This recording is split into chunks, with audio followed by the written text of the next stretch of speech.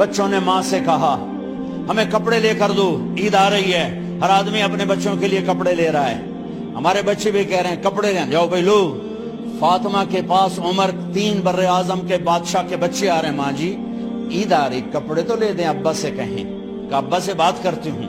ابا تشریف لائے، خزانے لبالب بھرے ہوئے گندم کے ڈھیر کی طرح کہ امیر المومنین بچے کپڑے مانگ رہے ہیں۔ فاطمہ میرے پاس تو پیسے نہیں، میں کہاں سے کپڑے لے کر دوں، میرے پاس تو پیسے کوئی نہیں۔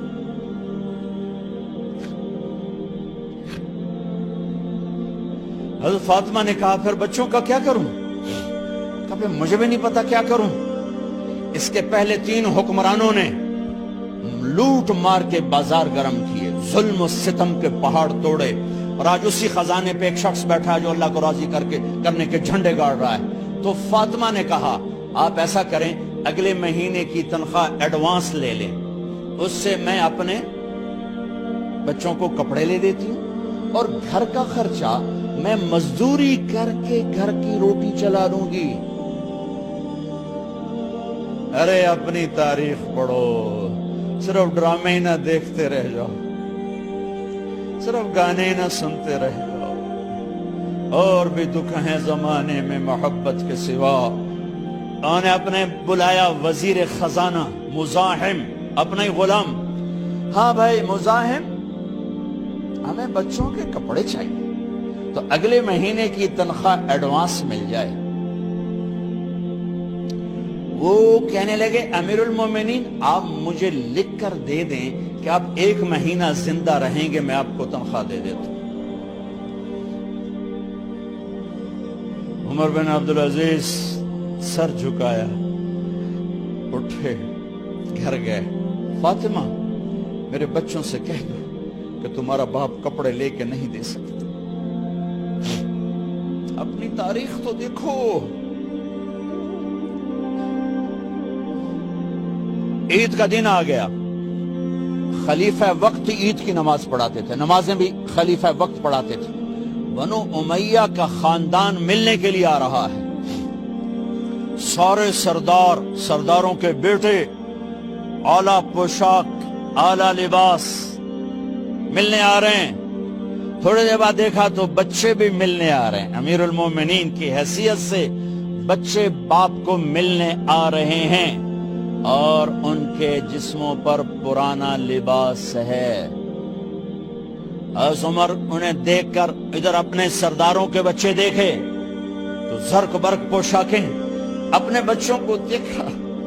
ارے اس باپ سے پوچھو جو سب کچھ کر سکتا ہو اور پھر مٹھی بند کر لے کہ نہیں میں نے حرام کی طرف نہیں جانا۔ بچوں کو دیکھا تو آنکھیں ڈب ڈبا گئیں، آنکھوں میں آنسو آ گئے۔ فرمایا میرے بچوں آج تمہیں اپنے باپ سے گلہ تو ہوگا کہ آج ہمارے باپ نے کپڑے ہی نہ لے کے دیے۔ ان کے ایک بیٹے ہیں عبد الملک، ان سے بھی 4 ہاتھ آگے تھے، ان سے پہلے ہی فوت ہو گئے تھے۔ کہنے لگے ابا جان آپ کو مبارک، آج ہمارا سر بلند ہے، ہم شرمندہ نہیں ہیں، آپ کو مبارک ہو، آپ نے قومی خزانے میں بددیانتی نہیں کی ہے، ہم شرمندہ نہیں ہیں، انسانوں کو کپڑوں پہ نہیں تولا جاتا۔ آج کا میرا دیس کا مالدار اتنا فقیر ہو گیا ہے، اتنا چھوٹا ہو گیا ہے کہ وہ اپنا تعارف کروانے کے لیے 50 لاکھ کی گھڑی لیتا ہے، 6 لاکھ کا جوتا لیتا ہے۔ آج کی بیگم اتنی چھوٹی ہو گئی ہے کہ اپنے قد کو بڑا کرنے کے لیے وہ 10 لاکھ کا ہینڈ بیگ لیتی ہے کہ دیکھو میرا بیگ 10 لاکھ کا ہے۔ ارے میری بہن تو 10 ٹکے کی بھی نہیں رہی اگر تو نے بیگ سے اپنے آپ کو بڑا بنایا۔ او میرے دوست تو 2 ٹکے کا نہیں ہے اگر تو 10 لاکھ کے جوتے اور 50 لاکھ کی گھڑی سے اگر تو بڑا بننا چاہتا ہے۔ ارے اس دھوکے سے نکلو۔ برینڈڈ کہاں جا رہے ہو؟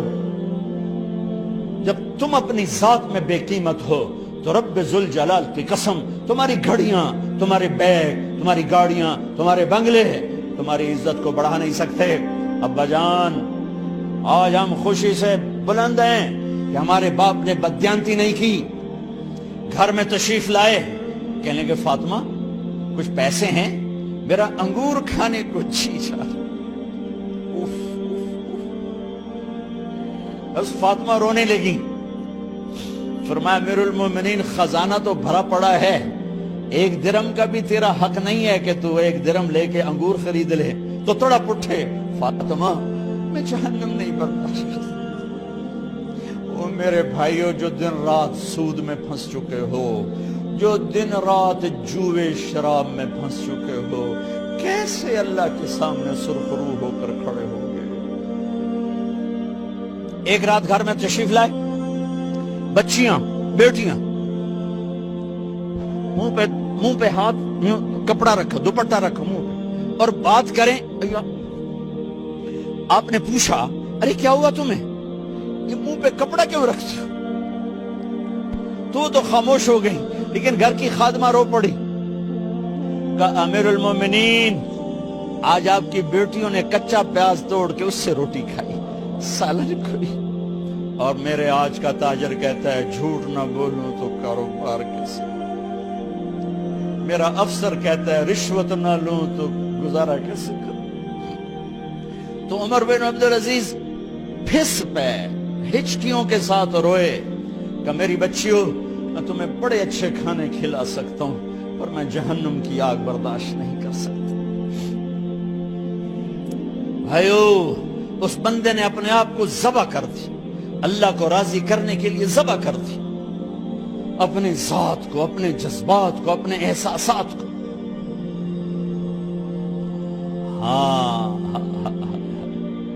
اب اللہ نے صلہ کیا دیا، جب انتقال ہونے لگا تو بلایا رجا کو، جو میں بات پہلے چھوڑ کے ادھر ان کی تھوڑی سیرت بتائی کہ رجا اب میں مرنے لگا ہوں، عبد الملک کالا ہو گیا تھا، ولید کالا ہو گیا تھا، سلیمان کالا ہو گیا تھا۔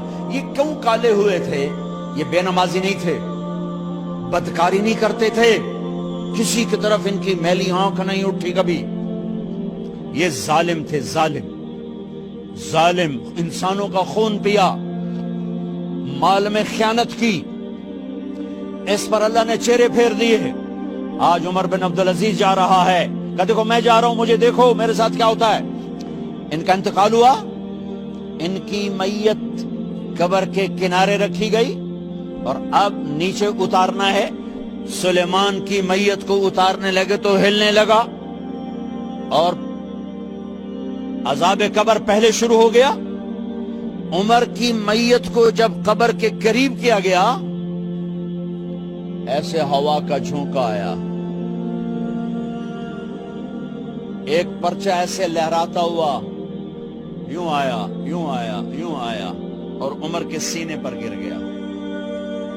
لوگ کٹھے ہو گئے، پرچے کو کھول کے دیکھا گیا تو اس پہ لکھا تھا بسم اللہ الرحمن الرحیم، براءۃ من اللہ لعمر بن عبد العزیز من النار۔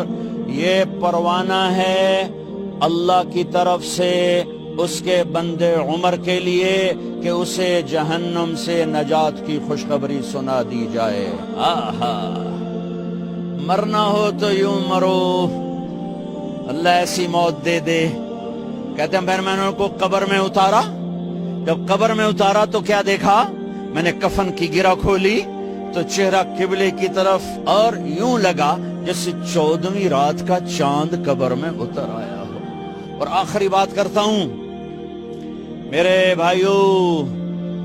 بھائیوں بہنوں، اپنے